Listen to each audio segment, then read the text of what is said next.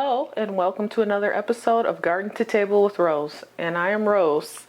So today I am doing another cooking video, and the reason why is because it has been raining here non-stop for the past few days, and I have not been able to get out in the garden and do anything, much less film a video. So we resort to a cooking video. I am excited about this video though because this is my favorite dessert. And that is creme brulee. So I don't know that there's anybody out there who hasn't had creme brulee, but it's basically a custard. It's a French dish, right? Creme brulee. It's a custard that basically is baked in a water bath, and then you put a sugar topping, which then you melt and caramelize, and then you chill it so that the topping hardens, right? So it has this hard kind of exterior crust, sugar crust, and then when you break through it, there's the wonderful, delicate, light and airy custard. So yeah, that's my favorite dessert, definitely.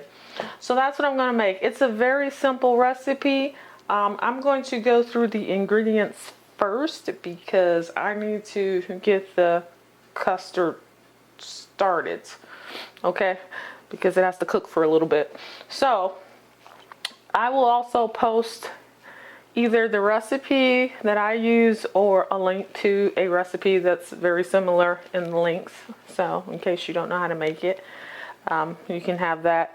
I would suggest, if you are someone who likes to cook, who likes dessert, that you, if you haven't made your own creme brulee before, that you try it, because it is better than pretty much anything you will get out at a restaurant, because theirs is not really. Theirs is an abomination of creme brulee usually, unless you go to a really nice, really expensive restaurant. All right, so basically what you're gonna need is some kind of big bowl, because you're gonna need to do some whisking, right? You're gonna need a whisk. And this is an awesome whisk I'm going to add. The reason why I like this one is because it has these little rubber balls on the end of each, I don't even know what this is, each metal rod. And so that means that you could actually use this in one of your nonstick pans without worrying about scratching it. So usually when I use a regular whisk, I have to use my stainless steel pans to make sure I don't scratch up the bottom. But with this, I can use any pan I choose. You'll need some kind of spatula, because you're going to need to, you know, maybe stir a little bit and scrape the bowl. You're also going to need 6 eggs. So usually when you see a recipe and it calls for eggs, usually they're talking about regular large eggs. I use jumbo eggs all the time because that's all I really buy, and so I am probably going to use, I might use 5, we'll see, or I might use 6, but we'll see what I do with that. You're going to need some vanilla. Either you can use vanilla beans. They're really expensive. I used to buy those all the time, but then the price kept going up and up and up, and so they're just too expensive. So what I buy now usually is vanilla bean paste, which is they've scraped out all the vanilla beans out of the pod and put it in some kind of sugar syrup, and so you can just measure out however much you want. I like this. This is a halala. This one I got from Amazon. I've used other brands too. It just kind of depends on what is cheapest at the time. Vanilla beans are great though. If you have access to them, they're not too expensive. Those are great because you know, you're getting your beans, your seeds straight from the pod, and then you can use the pod multiple times. For example, this recipe, if you use a vanilla bean, they want you to put the pod in the cream and kind of simmer it all together to extract some of the flavor. Well, even after you do that, you could still take that pod out and use it for something else. Usually what I would do when I would buy vanilla beans is that I would save the pods and use them to make vanilla sugar or vanilla extract. So if it's vanilla sugar, you just take white sugar, put it in a container, and then every time you have a pod, you stick it down in the sugar and let that just kind of sit in there. You know, shake it up every now and again, but you know, just leave it in there and keep adding pods if you keep using them. With vanilla extract, it's similar. You just take some kind of jar, glass. You want to use glass, a mason jar or something like that. Put your pods in there and then cover them with vodka. Vodka. You need a neutral spirit. So I use vodka. I don't know. I guess you could use gin. I don't know. I don't like gin. Gin to me has a very distinct taste, and that is not something I would use. Vodka seems much more neutral to me. So you want a neutral liquor, but you put the pods in the glass jar cover them with vodka or whatever you're going to use, and you know, shake the jar.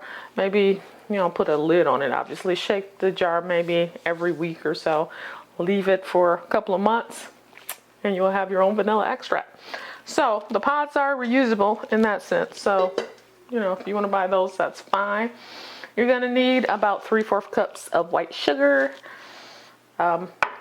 The beautiful thing about creme brulee is it's not super sweet, so I really like that about it. You know, it's a subtle sweetness, so it's not too sweet. If you want it sweeter, of course you can add more sugar, or also you can put more of the sugar on top when you get ready to caramelize it. And to caramelize it, I didn't bring that up yet, but you need some turbano. Is it called turbano sugar or raw sugar? That raw sugar that's kind of brownish and it's kind of big crystals. So you need that kind of sugar, because that sugar, you know, will caramelize a lot better than a white sugar. So you're not going to use brown sugar, because brown sugar is just white sugar with molasses added. You're going to use the raw sugar, which I don't know what exactly it is about it that keeps it brown, but it's not been refined like white sugar, I can tell you that. And so that sugar cane is what you need, because it'll caramelize up better for the topping, for your crunchy topping. Okay, you're gonna need some heavy cream. Now, in my area, I mean, I live in a fairly small town, so they really only have one type of heavy cream, and this cream is 36% butterfat, minimum. So, you know, you want something that's at least 36% fat. I'm sure you can get higher fat contents than this, but that's what you at least need for the recipe. And that's about it. That's it. That's it. So, and in terms of your vessels that you're going to cook it in, I use little ramekins. I have several of these little, I don't even know how many ounces they are, 6 ounces maybe. They're just little oven safe, microwave safe ramekins. I've had them forever, for years and years. And you're going to need about 5 or 6 of these for the recipe that I'm making. Now you could use any oven-proof vessel you have. You could use glass bowls if you want to use those. If you have the ones that are oven-proof, you can use casserole dishes, whatever you have. You want it to be something that's probably ceramic or glass. I don't think you want to use metal for this. Ceramic or glass. You could also make it in one big dish if you want to, and do it kind of family style. I have never really done that because I just like the presentation of individual desserts. So I've always used individual ramekins. And so you'll need about 6 of those, and you'll need a big pan to put them in. So I have this big old cake pan here, 9 by 13. It might be bigger than that. This is probably a 10 by 14. So I have this, and you need to put your ramekins or your casserole in something, because you're going to cook it in a water bath. water bath or bain-marie as it's called in French. And yes, I do speak a little French. Je parle un peu, un petit français. So you're going to need to cook it in a water bath, which means you need a container. You're gonna, after you fill your ramekins, you're gonna pour hot water in the container, and you want the water to come up to about halfway, half of the height of whatever vessel you're using. That's where you want your water. And the reason why you cook it in a water bath is because you want a slow, even heat, and you don't want it to brown. Creme brulee should not be brown. It's a white custard generally if you're making vanilla, so you don't want it brown. Okay, so and then in terms of the cream, heavy cream, I'm using 2.5 cups of this. So I'm gonna get this going because you have to heat your cream, and I have my little what is it? Some kind of conduction. What is it called? I can't think of the name of it. It's a conduction type of hot plate, meaning that it doesn't get hot, but if you put something that's actually stainless steel on it, the vessel actually heats up. It's called something induction. I'm not sure exactly. Okay, I gotta get this heated though because you have to get it hot. So 2.5 cups. You're gonna add to your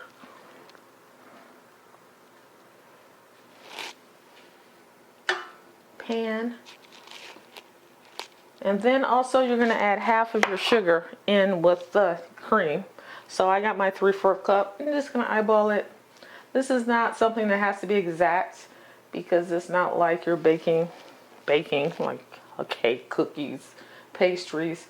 This is a custard, and so, you know, it gives you a little leeway. So, put that in. And what else do I need to put in there? You want to put your vanilla in there. If you're doing a bean, you want to split. You need a half a bean, so you want to split your bean in half, scrape off the seeds with the knife, put them in with the cream, and then throw the pod in there too, and save the other half. Since I am not using a vanilla bean, I'm using this vanilla bean paste, which is just full of seeds. I'm going to put about a half a teaspoon of this in with my cream mixture. And I don't measure that either. I just kind of eyeball it. I'm big on eyeballing things. And then I also like to add a pinch of salt. That's not in my original recipe, but I do because for some reason salt seems to just, I don't know, when it comes to a dessert, a pinch of salt just kind of brings out more of the flavor profile, in my opinion. So I put a pinch of salt in there. All right, so now let's get it started. And you want to preheat your oven to 325. So make sure you do that. So in this saucepan, we're going to heat up this cream, half of the sugar, the vanilla bean seeds and pot, or your vanilla bean paste. You could use extract too if you don't have vanilla bean paste. It'll still taste good, but you won't have those little specks of the vanilla beans, which are people always like to see those in a vanilla dessert. So, but use what you got on hand. So we're gonna bring this to a boil, and we want to stir it with the whisk. You know, every now and again. You don't have to constantly stir it, but just stir it every now and again. So now the hilarious thing about this recipe is I'm making this it's late at night. I'm going to bed soon, but I'm making this because I'm serving it tomorrow for dinner. I have a couple of friends coming over. Actually, I have friends coming over Saturday and Sunday, and so I'm cooking them dinner, and this is going to be the dessert. I like to make creme brulee the day before because it it's not difficult to make, but let me turn that down. But it takes a long time to cool down. So after you cook this in the water bath, you have to let it cool for a little bit. Then you have to wrap them and refrigerate them for several hours. Then you bring them out and you put the sugar on there, and then you have to melt the sugar. Now you can use your oven, the broiler, and do it that way if that's what you have. The unfortunate part of that is that when you use the broiler, it heats up the whole dessert, and so it makes the whole thing get pretty warm, so then it takes longer for it to cool down again. What I tend to use is this little hand torch. I mean, I think this was under 20 bucks from like my grocery store or something. And then you get a little can of this butane fuel that people use for camping stuff to fill it with. And basically, you're just gonna fire the top of it to get it to melt the sugar, and you're good to go. And then you have to chill it again because the sugar has to harden. Now, if you're making these in advance, and you can make them up to like 2 days in advance, they store pretty good. They'll store up to a week in the refrigerator, but you cannot do the caramelized sugar topping that far in advance. So you don't want to do that more than a few hours before you're going to serve it, because the moisture of the custard will just melt the sugar and it'll turn into a syrup. And that's not creme brulee, that's actually a flan. So we're not making flan, we're making creme brulee. So you want to torch it, you know, just a couple of hours, up to 8 hours before you're going to serve it. And then if you do that in advance, I would recommend you not cover it, but just sit your vessel, your container, whatever you cooked it in your refrigerator, uncovered, because you don't want condensation. You don't want to keep extra moisture in there. You want it to stay crunchy on top. Okay, so that's what you're gonna do. I dropped it in.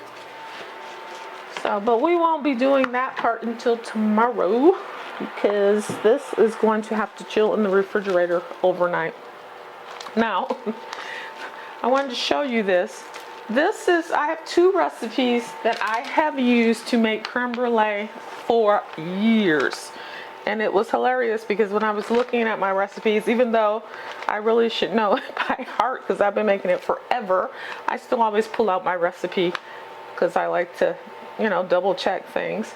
But this one is for flavored creme brulees, and this recipe page, which is still in pristine condition, surprisingly, is from Gourmet Magazine, October of 1995.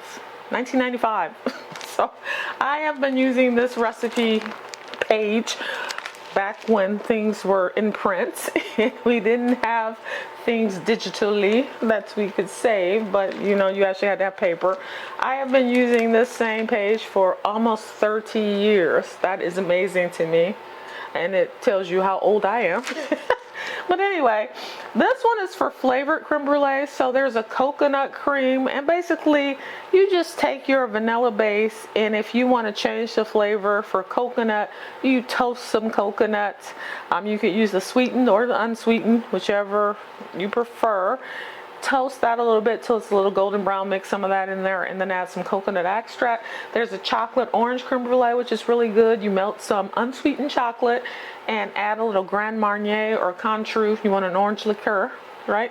So add a little bit of that with the chocolate, it's good to go. And then there's a coffee creme brulee, which they want you to use espresso powder and a little bit of Kahlua.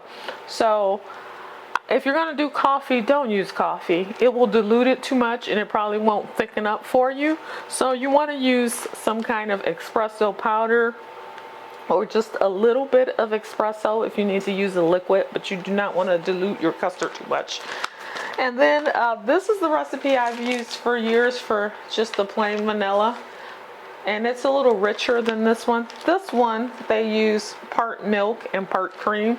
This is all cream. So I use this one whenever I'm gonna make just the plain vanilla. And this one is from, it's like 2000, 2012, Epicurious. I don't even know if Epicurious magazine is still around, but 2012, so that's an old one too, an oldie but goodie. So that's, I found kind of amusing that those recipes are so old. But this is a classic dessert, right? So this dessert has probably been around for probably 100 years. I don't know. It's been around for a long time. I mean, it's pretty simplistic. It's a custard. And so it's not that complicated. What was the other thing I want to talk about? Oh, creme brulee when you go out. Now, I typically will not order creme brulee at any restaurant unless it's a really nice restaurant. And the reason why is because if it's not a really nice restaurant, what they will give you is an abomination of creme brulee. So basically, they will give you something that does not taste like an authentic creme brulee. Usually a cheap restaurant is trying to cut corners and save money. And also they're thinking about storage potential and stuff like that. You know, how long they can, I guess, refrigerate it or whatever. So they probably won't be using a recipe that's all egg yolks like mine.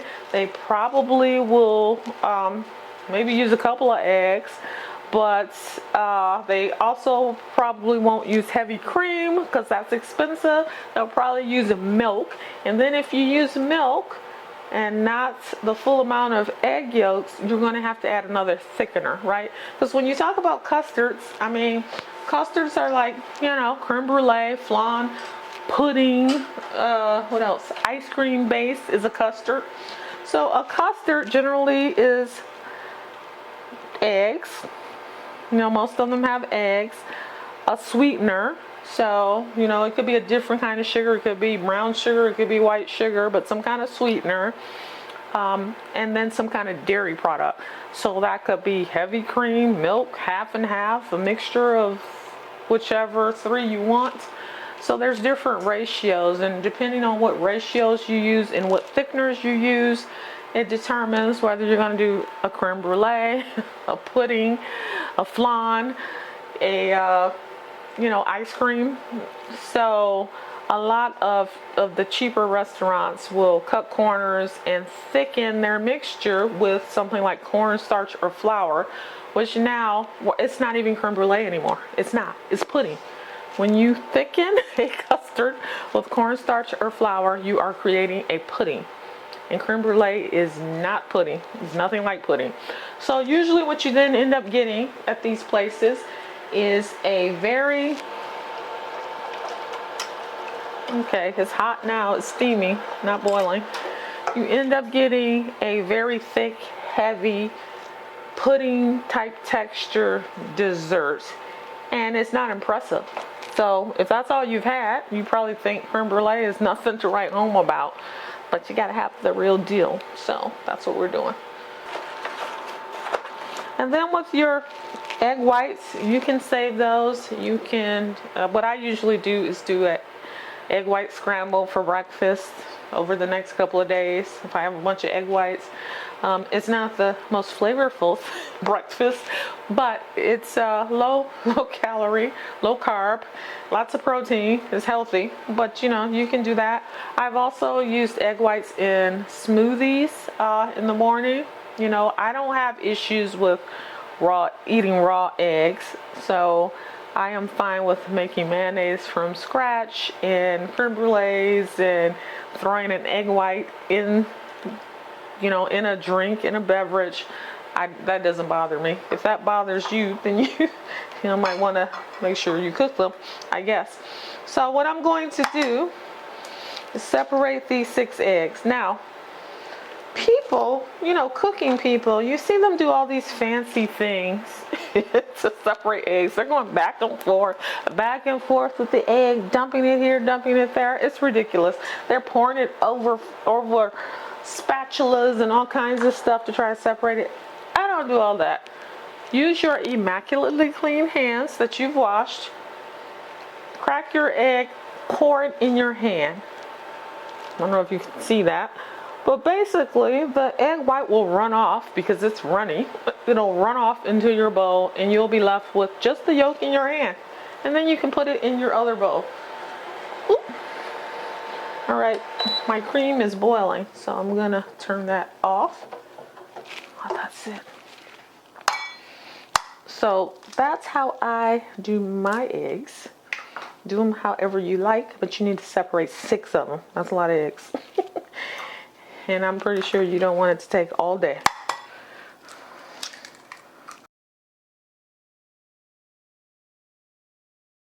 And you know, the thing is with this, given that you're not using the egg whites, even if you were to accidentally break your yolk and get some yolk in your egg whites, it's no problem because you're not using the whites. You're going to save those and use them for breakfast or something. It's only when you're whipping egg whites and you're trying to make some kind of meringue or something like that that you worry about getting yolk in it, because then it won't froth up for you, foam up for you the way it should if you have yolk in it. But we're just using the yolks. The good part, the part that has all the fat in it. And so because we're using all these yolks, that's going to act as an emulsifier. It's going to act as a thickener. And so we don't need anything extra like cornstarch or flour. Between that, the sugar, the cream, it's going to actually thicken up to a custard on its own. And so these egg whites I'll save for breakfast tomorrow, I guess. And then I have my yolks. I'm going to put them in my bowl because I have to whip them up. And then I'm adding the rest of my sugar. You know, started with 3/4 cup. Or to taste, you might want a little bit more. If you're used to really sweet desserts, you might want to up that to 1 cup. It's up to you. I'm good with the custard not being too sweet, especially because you're going to put that sugar topping on it. So that's going to add more sweetness to it. So I'm good with that. So then you're going to whisk this, like I said, until pretty much the sugar seems to be dissolved. It'll be thick and lemony in color.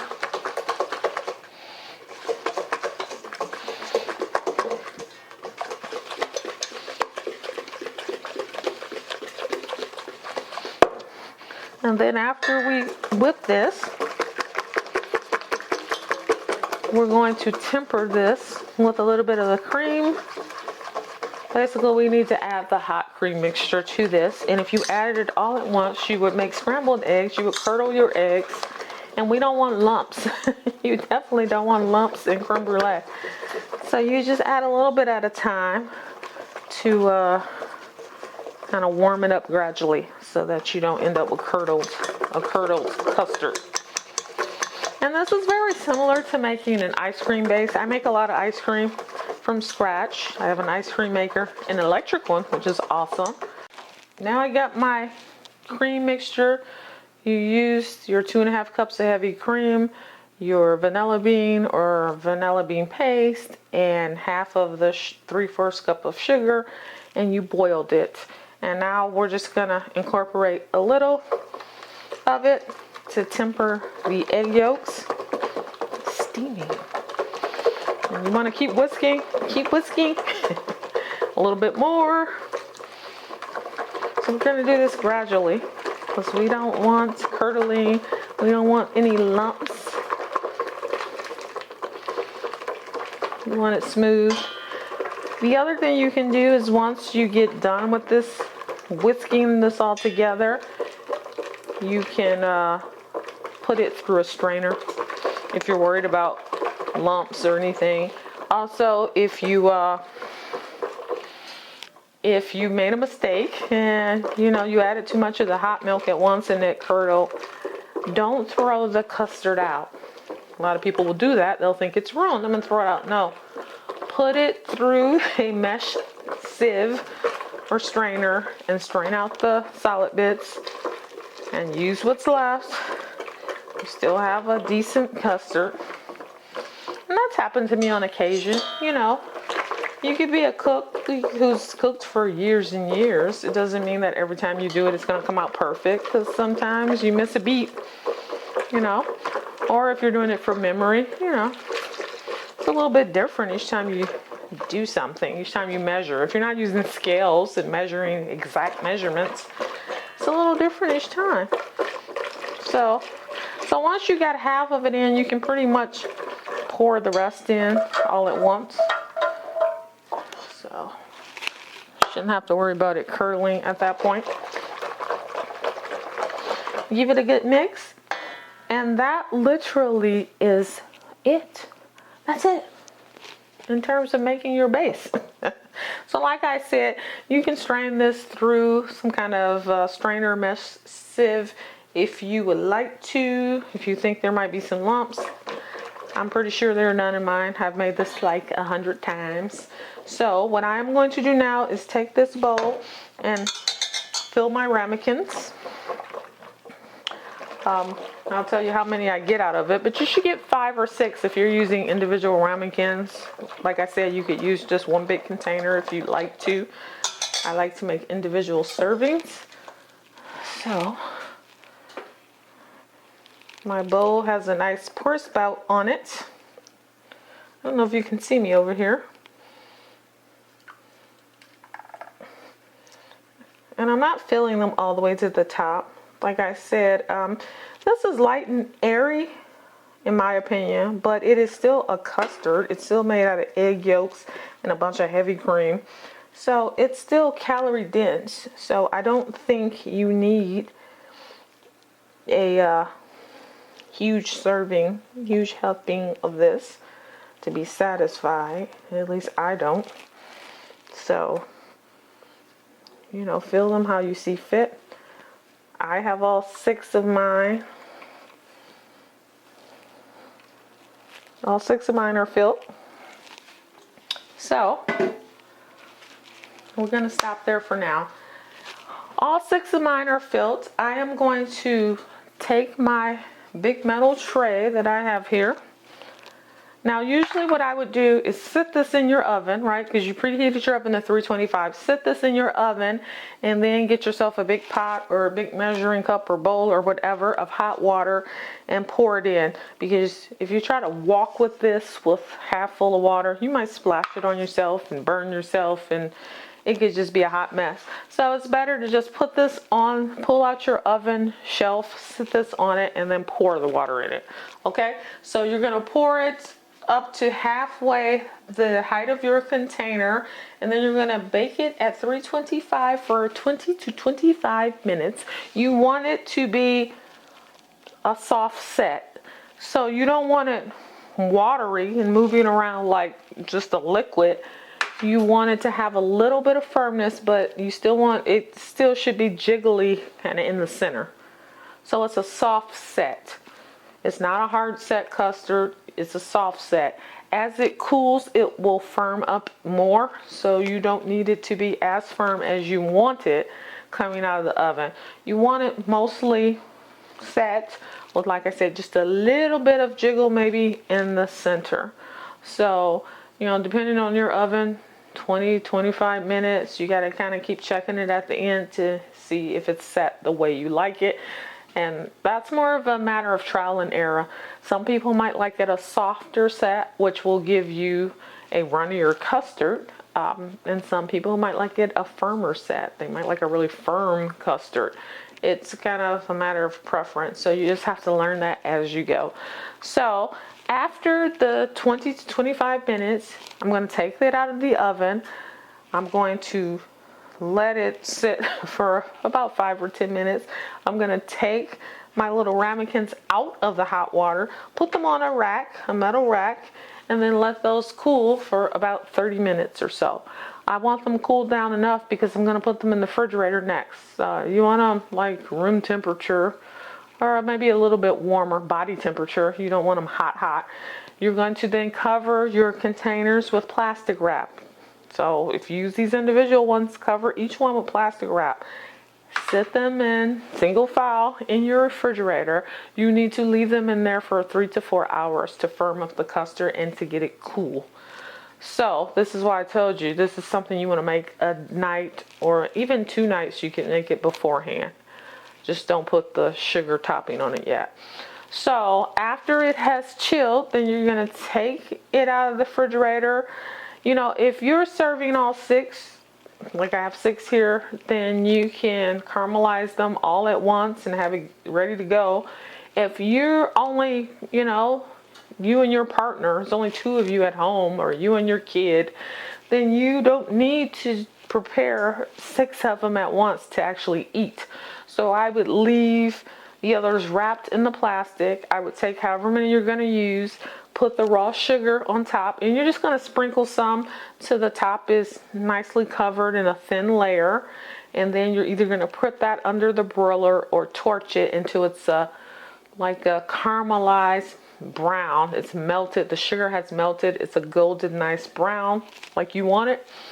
And then you're going to take those containers and put them back in the refrigerator. Do not cover them, because that will just cause condensation and cause your sugar crust to melt. And you don't want it to melt. You want it hard. You want that crunch, so that when you take your spoon, you hear that crunch when you break through the sugar to get to the custard, right? That's the beauty of a creme brulee. That is the beauty of it. So don't cover them. Put them in the refrigerator for another 30 minutes to an hour. If you do the broiler, you're going to have to chill them longer, because the broiler is going to heat up the whole vessel. So the whole custard is going to get warm. That's kind of why I like the handheld torch, because you can just focus it on the top. But you want to then chill them again until you're ready to serve them. When you are ready to serve them, you can garnish them if you like. What I like to do is add some little garnish. I like garnishes. I'm a garnish person. So for me, I am going to go out to my garden and pick some strawberries. I'm sure there'll be at least a handful that I can grab that are ripe. And I'm going to garnish mine with strawberries and probably mint, because I got a ton of mint. If you garden, you know that mint grows prolifically. So I have several kinds of mint out in the garden. I got like a chocolate mint, I got a pineapple mint, and I got regular mint. I think I probably have a peppermint out there as well. So I have several types of mint. So I'll probably grab one of the mints and use that as a garnish along with the strawberries. That's just what I want to do. You don't have to garnish it, or you can use something else. It depends. If you were doing obviously one of the flavored ones, you choose some different garnishes. Let me think. What would I do? If I were doing the chocolate and orange liqueur one, I might do an orange slice as the garnish. Coconut, that one's a little harder. Coconut, I'd probably still do strawberry. Just let's take a strawberry and slice it up and fan it out. Yeah, that's probably what I would do with coconut. And then the coffee espresso one, that one's a little more difficult. I probably would do actually chocolate with that. Maybe some kind of chocolate shavings on top of it. Be creative. And also I want to say, if you wanted to flavor it and create different varieties, the Bailey's is probably a very good choice to do that, because Bailey's now has like, I don't know, 15, 20 different varieties of Bailey's. And so you could just use one of those and call it a day. Just add that to your vanilla custard. I mean, I have several of their flavors. They have a strawberries and cream. They have salted caramel. They have an espresso Bailey's. They have the pumpkin spice that you could do at, the fall time. So there's a ton of different. I even got an apple pie one, which I have no idea what I would use that in terms of a cocktail, but it was unique and it was new, so I got it. But there are, like at least a dozen or more flavors of Bailey's, so that could easily translate to a dozen or more different flavors of creme brulee. So this is a dessert that's just like a base, and it has endless options of how you can personalize it, how you can change up the taste and make it different every time. This is truly my favorite dessert. I love creme brulee. So I will be back with the cooled creme brulees, and then I will demonstrate the caramelized sugar topping, and then I will demonstrate, plating it up and serving it, and a taste test. That has to be part of the video. All right, so I'll be back. Welcome back.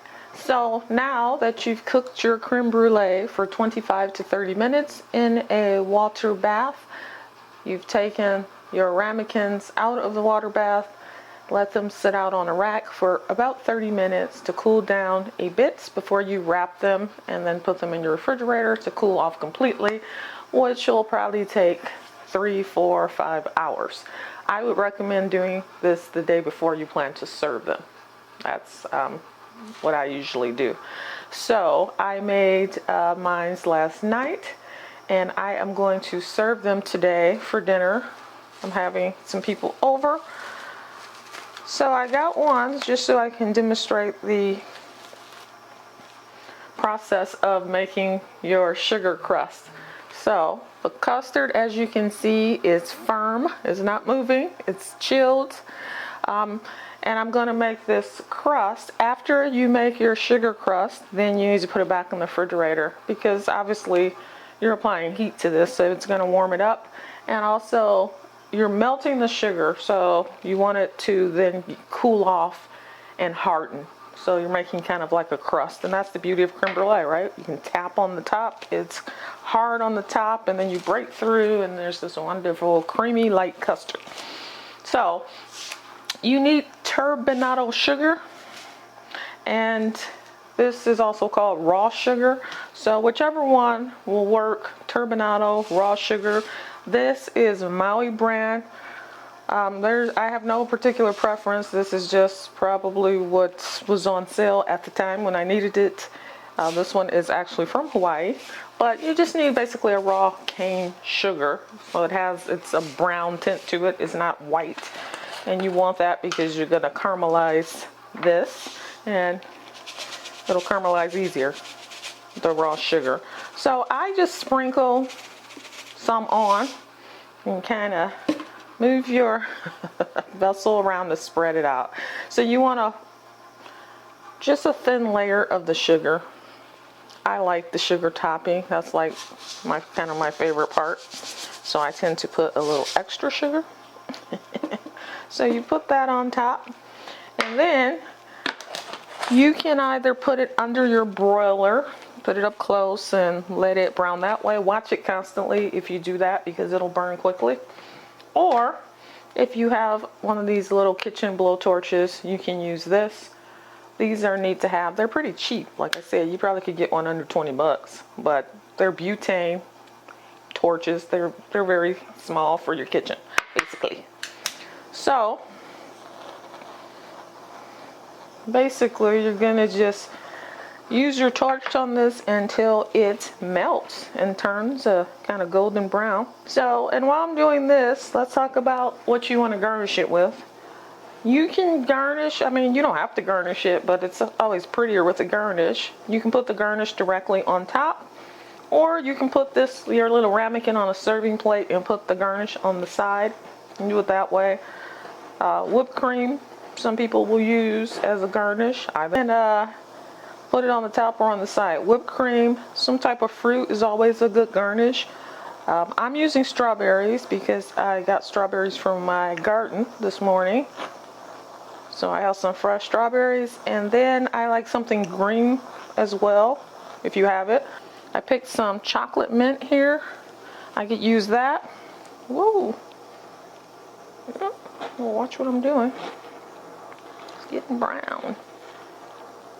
You could also use lemon balm, just because the leaves are pretty, and they kind of remind me a little bit of strawberry leaves. So I also got some lemon balm because I grow it in my garden. So you could use that as well, along with, slice the strawberries and then kind of fan them out.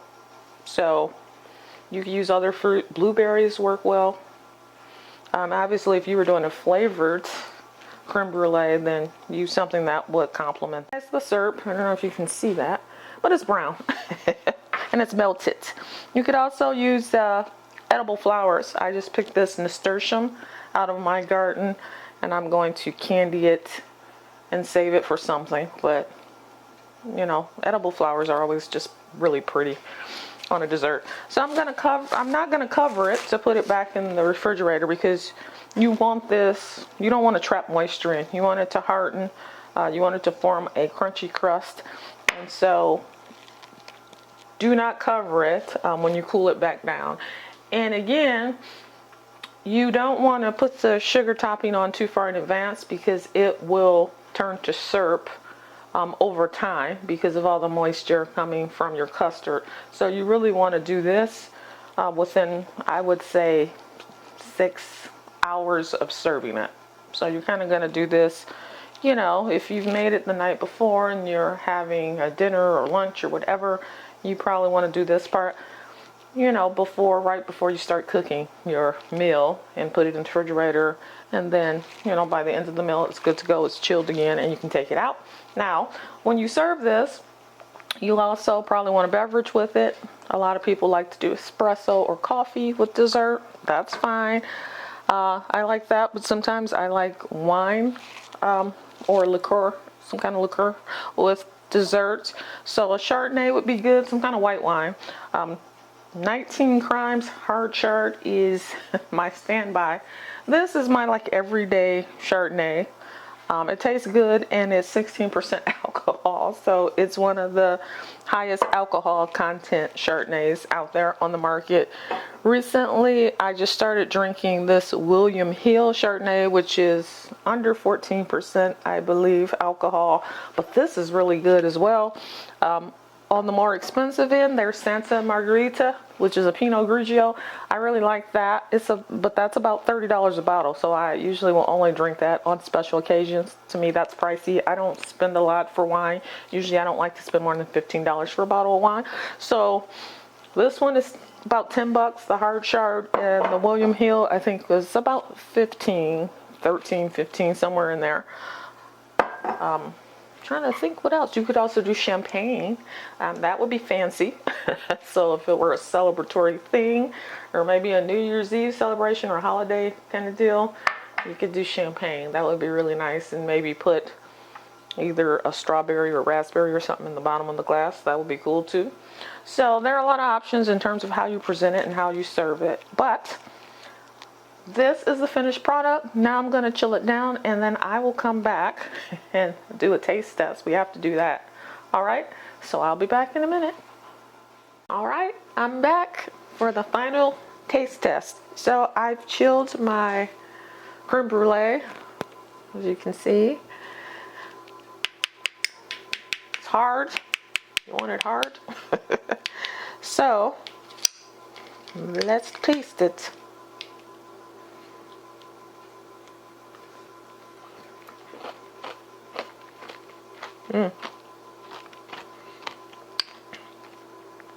That's really good.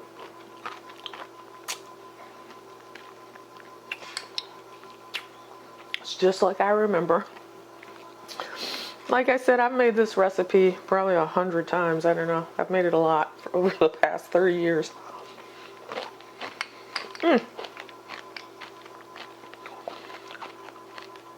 That is delicious. So, you know, creme brulee is one of those desserts that seems really fancy. You know, you usually only see it in like nice steakhouses or really nice Italian restaurants.